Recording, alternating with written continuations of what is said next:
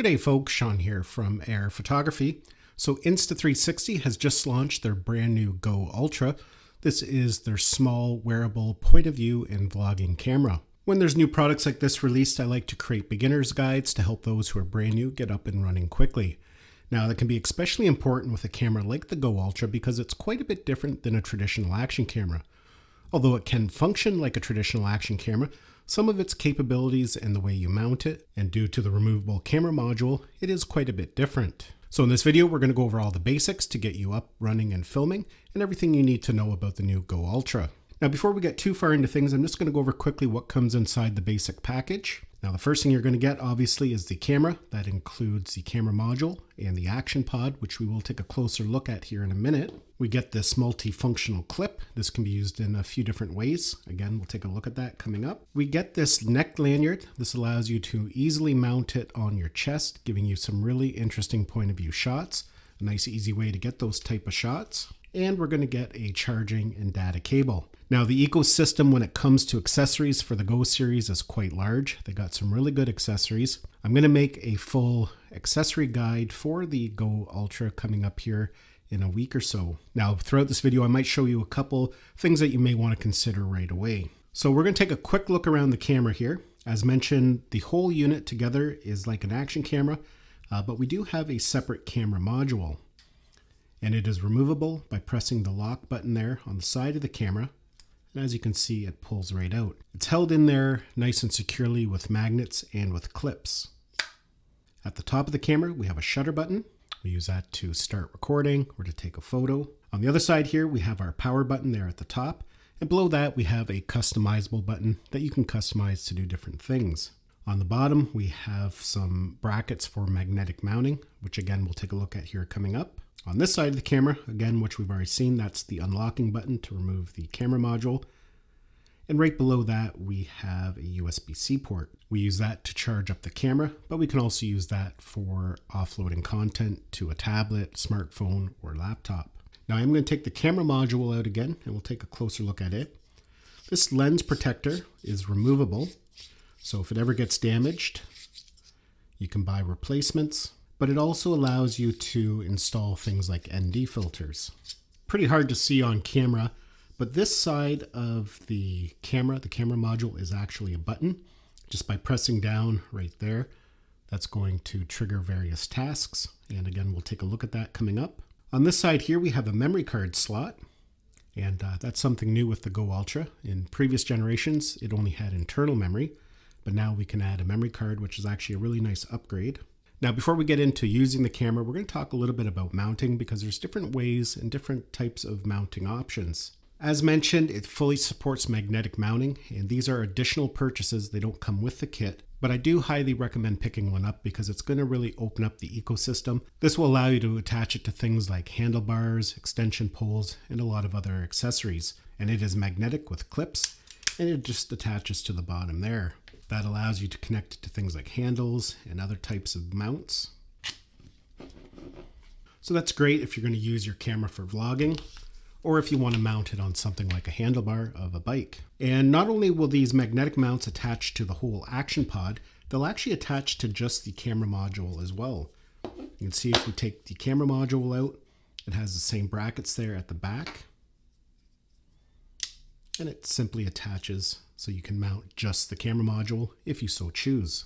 But what makes the Go Ultra really unique is that this is a full-featured camera all by itself without the need of the action pod.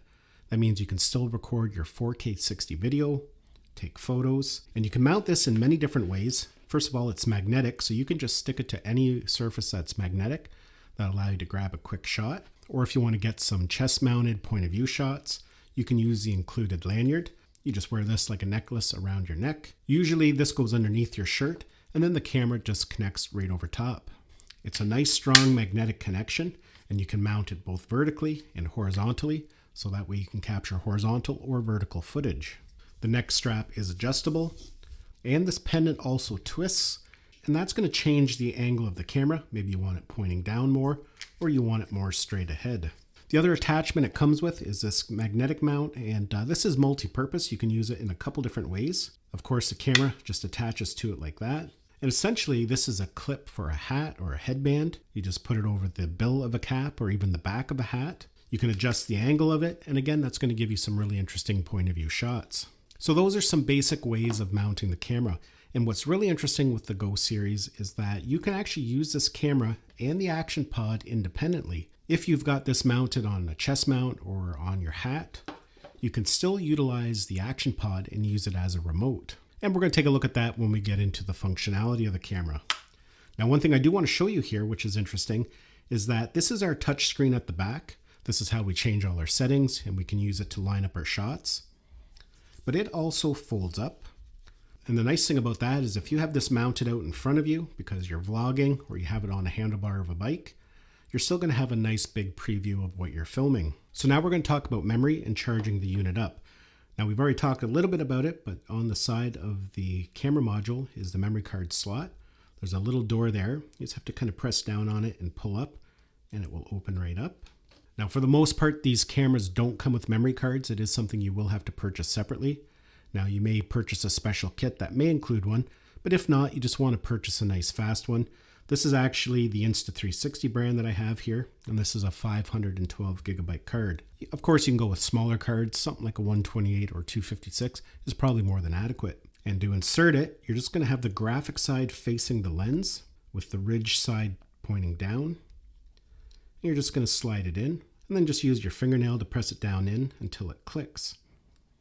And when you close the door, just make sure that it's completely closed, and that's going to allow the unit to remain waterproof.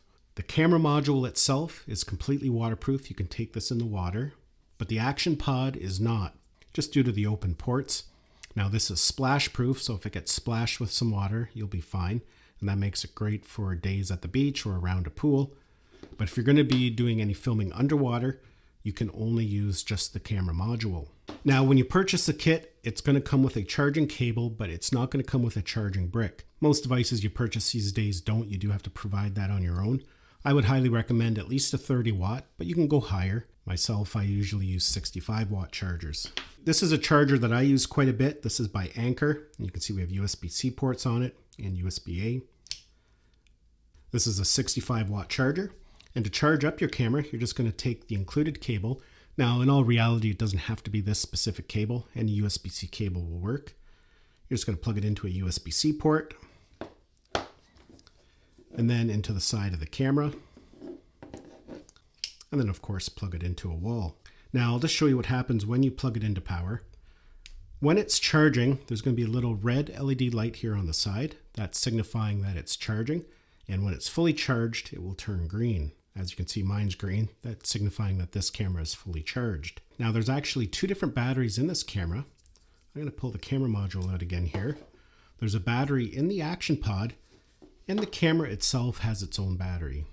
So if you have the camera mounted in the action pod and you plug it into USB-C, it's going to charge both up. If you have the camera out, you can still plug the action pod in, and it's going to top up the battery in the action pod. If you're using this camera independently and it gets low on battery, all you have to do is place it in the action pod and it's going to automatically start charging up the camera module. You don't have to plug it into power. It's going to transfer power from the action pod over to the camera module. Now that we got all that out of the way, before we can use this camera, there's a few things we need to do. Most notably, we need to activate it and we have to update the firmware. And the easiest way to do that is by using the Insta360 companion app. That's going to allow you to connect the camera, it's going to update the firmware, and it's a great way to manage your media and edit your files. Now, depending on whether you use Android or Apple devices, you're either going to go to the Google Play Store or the Apple App Store, and you're just going to search for Insta360 and you're going to download their app. And you can do this on tablets or smartphones. It functions exactly the same. Now, for the sake of this video, I will be demonstrating on an iPad. So what we're going to do now is we're going to connect the camera to the Insta360 app. And to do so, first we have to power the camera on, and we're going to use the power button there on the side. We're just going to do a quick press, and that's going to go ahead and power the camera on. Now, if this is your first time turning it on, you're going to get a message to connect it to the app.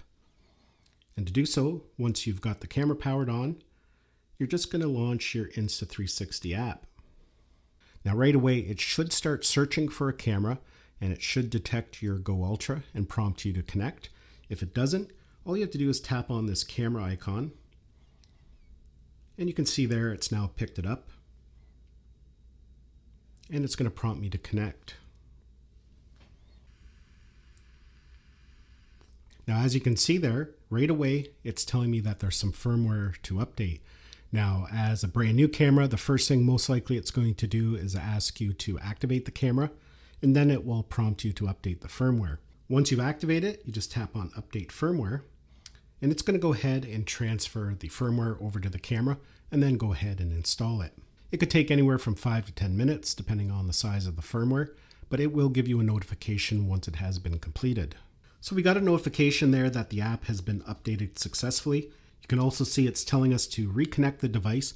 Now that step is not necessary. That's only if you want to transfer footage or do some more stuff within the app. The only thing you do have to do now at this point is select your language. Right now I'm going to select English. And then right away, it's going to go into a little tutorial right on the back of the screen. So you can follow through. It's going to show you how to navigate through the menu. So now that we have the firmware updated, let's go in and we'll take a look at how to use the camera. Let's take a look around the menu and I'll show you how to access and change settings. Now again, to power on the camera, just a quick press on the power button. That's going to go ahead and power the camera on. Powering off is a little bit different. To power it off, we're going to press and hold. And you can see there, it will go ahead and power off. Now, if we take a look around the menu system here, at the top left-hand side, it shows us how much recording time we have left on the memory card. And that will adjust depending on the size of memory card you have in there, your settings, and also what type of mode you're in. Below that over here, we have our horizon correction button. That will essentially keep the horizon steady. And that can be really important, especially if you have this mounted on a chest mount. Sometimes you don't know if it's completely straight. So by turning that on, that's going to make sure that the horizon stays somewhat level. You can turn it off if you don't want it, or again, we can turn it back on. Below that, we have a icon of a video camera that's signifying we are in video mode. And beside that, it's telling us our resolution and our frame rate. And again, in a minute here, we'll get into how to change all that. Over to the right-hand side, this one is telling us the zoom level. This supports up to 2x zoom. Now it's a digital zoom, so it is going to be degraded a little bit, but that's what that signifies. Beside that, we have our field of view. Right now we're in a mega field of view, and again, we're going to look at that here coming up. At the top there, it gives us some battery information. Now you're going to notice it gives us 2 battery levels because, as mentioned, there's 2 batteries in here. So the first one there is the battery level of the action pod, and beside that is the battery level of the camera module. And we can actually tap on that, and that's going to expand it and give us an actual percentage. Now, some other things we can do from the main screen here, we can swipe down from the top. That's going to bring up all our settings. And there's a lot in here. We're not going to go through it all in this video, but it's a good idea to go through it to see what's all there. And we can actually swipe over, and that's going to bring up even more settings.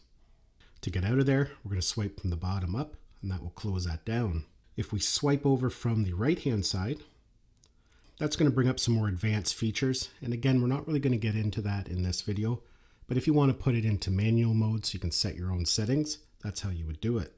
And we can just tap on the screen and that'll go away. From the left-hand side, that's going to bring up all our previously recorded material. So it's going to be listed there. By default, it's just going to show us the last video that we recorded. We can tap that icon there at the top. That's going to give us a grid view. And it's going to show us everything that's currently stored on the memory card.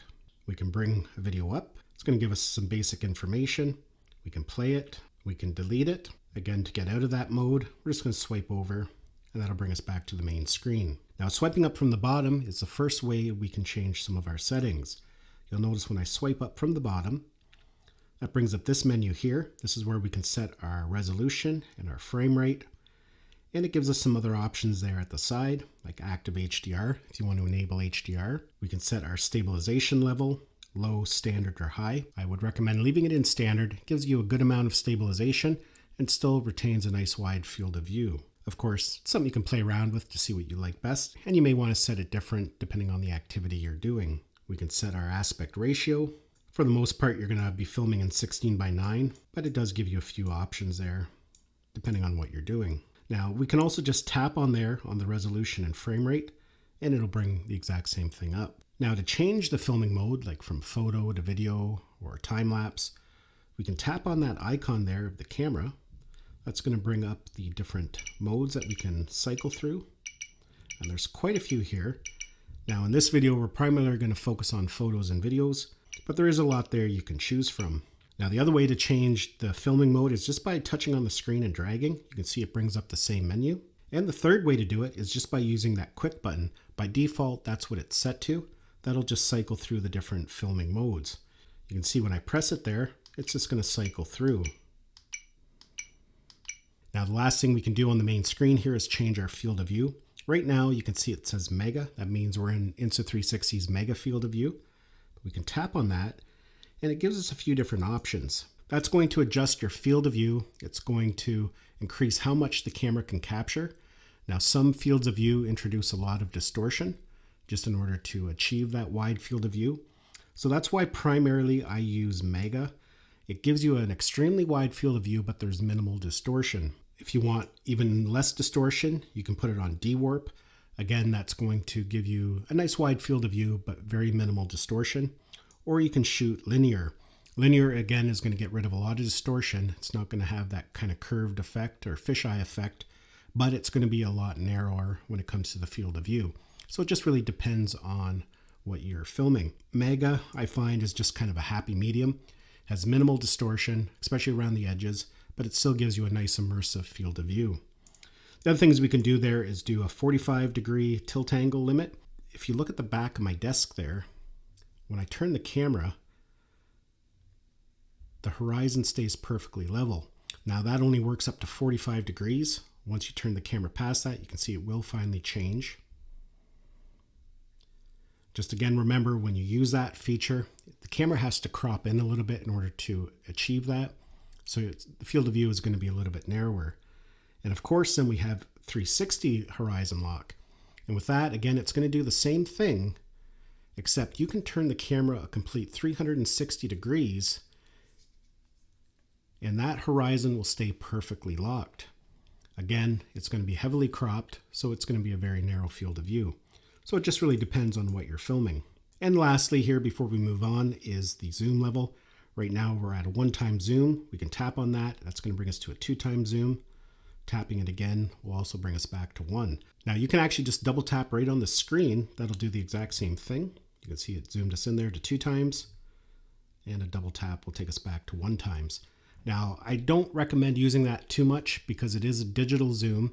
If you need to get in closer to something, it does work, but the footage will be heavily degraded just because it is a digital zoom. Now, when it comes to capturing content, there's 4 different ways in which we can trigger a capture. The first and most common way is just by using the shutter button. We're in video mode right now, so if I press that, it's going to start recording. If I press it again, obviously it will stop recording.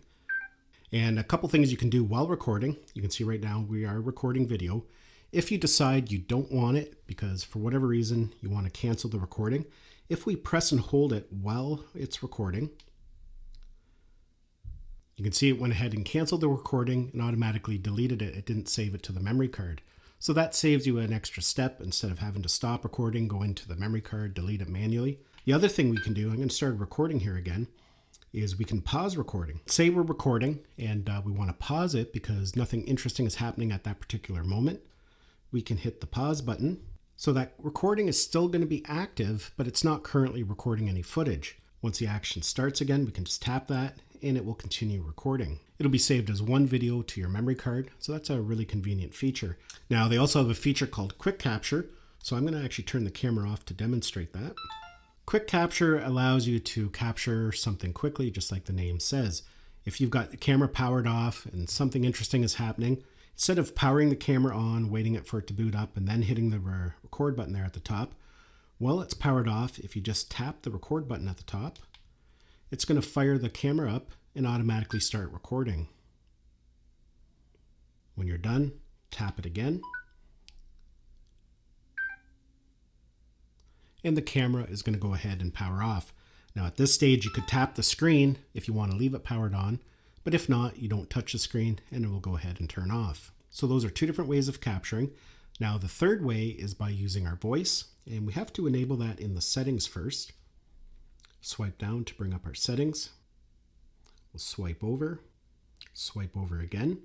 You can see we have an option there for voice control. We can turn it on. We can select the language that we want to use. And there it's going to give us a series of voice commands we can say. So for example, I can say start recording. You can see the camera is going to start recording. And now I can say stop recording. But the other thing we can do is tell it to take a photo. And what was interesting there, you may have noticed, is that we were in video mode, but as soon as we gave it the command to take a photo, it actually switched us into photo mode and went ahead and took the photo. So you don't have to be in that specific mode to make use of the commands. For example, again, I'm in photo mode now, but I can still tell it to start recording. Again, it switched us into video mode and started the recording. Now you do have to be careful with the audio voice control because sometimes it will pick up commands when nothing is actually being said, sometimes something from your TV or somebody in the background. So myself, I usually leave mine off unless I know I'm going to use it. But definitely a really handy feature, especially if you have the camera mounted away from you. And the fourth way is gestures. So we can turn on gestures there. And again, it's going to give us some commands. You can see if we hold our palm up, that's going to stop and start video. And if we give it the peace sign, that's going to take a photo. Now, as we talked about earlier on in the video, what makes the Go Ultra extremely unique is the fact that we can remove this camera module. And what's really nice about it, not only does this make this camera nice and small, wearable, and mountable, we can still use the camera module as a remote. And as you can see here, it's still going to give us a live feed. So we can go ahead and mount the camera wherever we want, on a head strap, chest mount, on a handlebar of a bike, and we can still change all the settings. We can stop and start recording. So this essentially becomes a remote with a live preview on it. Now, if you're recording on this camera and it disconnects for whatever reason because it gets too far, it will still continue to record. When you get close back together, the live feed will come back.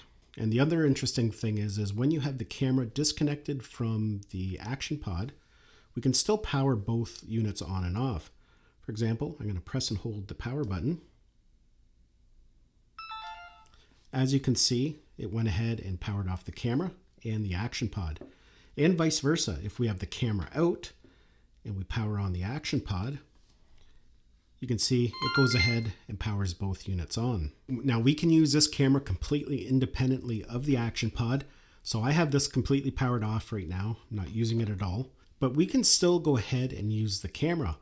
And as mentioned, this side of the camera here, you can kind of see that indentation. That is actually like a record button. So while it's in its off state, I can just press on that. You can see the camera turned on and is now recording. And you can set that up in the settings what you want it to do. There's various tasks when you hit that power button. Do you want it to create a time lapse? Do you want to record video? You can have that preset up in the action pod. So that way when you do hit the record button, it'll do exactly what you want it to do. And again, we can just press on it. That's going to stop recording. If we do a long press on it, that's just going to go ahead and power it on. But as you can see, it's not recording. So a quick press will start recording automatically. A long press will just power it on. When it's in the powered on state, again, just a quick press and it will start recording. Quick press and it will stop recording. So it's extremely versatile how you use it. When the camera is connected to the action pod, it functions very similar to a traditional action camera. When it's out of the action pod, you now have a nice small wearable camera that can capture you some really immersive footage. Now there's a lot of other different settings and things we can do with the camera, but we're going to save that perhaps for other videos. But before we go here quickly, I am going to show you how to transfer the media that's stored on the memory card, over to something like a tablet or a smartphone so you can edit or share it. So to transfer media over, I'm going to be demonstrating here on an iPad, but this works exactly the same way for the most part if you're going to be transferring it to a tablet, phone, even very similar if you're going to be transferring it to something like a laptop. I should mention that most of the content, not all of it, but pretty well every mode you shoot in, the footage is going to be saved right to the memory card in a usable format. It's already stabilized, ready to go. So you can transfer it directly from the camera to your tablet or computer and edit it or share it directly. A few of the modes, such as Starlapse and Free Frame, they do have to be brought into the Insta360 app in order to be processed. But for regular video, photo, and some of the other modes, again, this functions just like a regular action camera. You do not need to bring the footage into the app in order to use it. Now, there's three main ways in which we can transfer content. The first common way that people do is just by taking the memory card out. As mentioned, the footage is just in a normal usable format. So we can take the memory card out, put it into a card reader, depending on what type of device you're using. I'm going to plug it into my iPad here, open up the Files app, and you can see there it is listed there. So I can go into it. And here is all our footage. We can open it up and preview it. Or we can copy it over if we want to share it or edit it. Now the second way is by plugging the camera directly into the device. So we're going to take that cable that came with the camera, plug it in again to a USB-C port. Once it's plugged in, we do have to power the camera on. And you're going to notice on the back here it asks us what we want to do. Do we want to just charge it, or do we want to do file transfer? So of course we're going to select file transfer. And that's essentially going to turn the camera into a drive. Once we've done that, you can see it now picks it up there on the side again, just like it was when we plugged a memory card in. And again, we can go in and there's all our footage. And then when we're done transferring over, just power it off. And we can unplug it. Now, the other way we can transfer footage is by using the Insta360 app. And that way we can transfer footage over wirelessly. And it's also a nice way to edit the footage while leaving it on the memory card, because we can access everything off the memory card wirelessly, and we can edit, cut parts out. So that saves room on your device. You don't have to actually bring everything over. I'm going to go ahead and I'm going to launch the Insta360 app. We're going to power on the camera. Again, it should go ahead and pick it up right away, but if it doesn't, we can trigger that connection in a few different ways. We can tap on camera, but this time I'm going to click on album and I'm going to tap camera here, and I'm going to select press to connect to camera.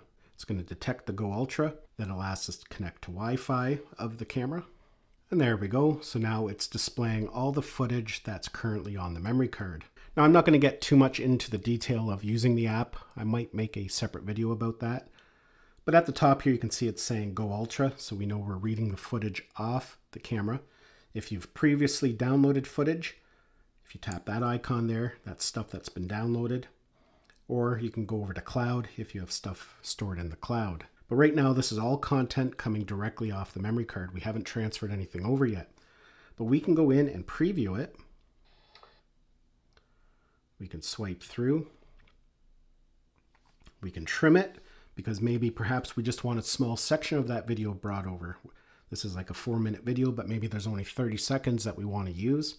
Instead of bringing the whole thing over, which is going to eat up a lot of space, we can just bring over the section we want. And we can launch the editor where we can go in and edit the footage.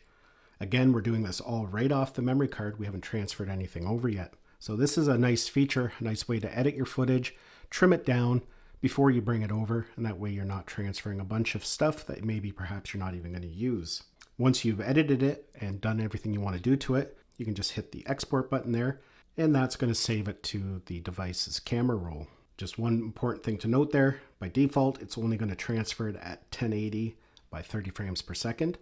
So if you want to change that, we can adjust it to 4K, and that way you're going to have the highest quality. Now, if we go back to our gallery, you just want to transfer the content over. Not so worried about editing it right yet. What we can do is just tap on that icon up there at the top. That's going to allow us to select multiple clips. And then what we're going to do is just click on download. And that's going to transfer the selected files from the memory card over to the camera roll. So it will be stored in the album here in Insta360, but it's also going to be in the camera roll of the device. So those are a couple different ways in which you can transfer content over from the memory card over to your device for editing and sharing. So yeah, folks, that is my beginner's guide, a basic look at the functionality of the new Insta360 Go Ultra. Now, if this is a camera you're interested in, make sure you're subscribed, as I will be covering it fully, making other more advanced tutorials as we go along. This is actually a really powerful camera. There's a lot we can do with it, a lot of things that we haven't touched base with in this video, which I will be covering in future videos. So make sure you stay tuned for that if this is a camera you're interested in. I hope you enjoyed this video and found it had value. Give it a thumbs up if you did. It's always greatly appreciated. Thanks a lot for watching, and we'll see you in the next one.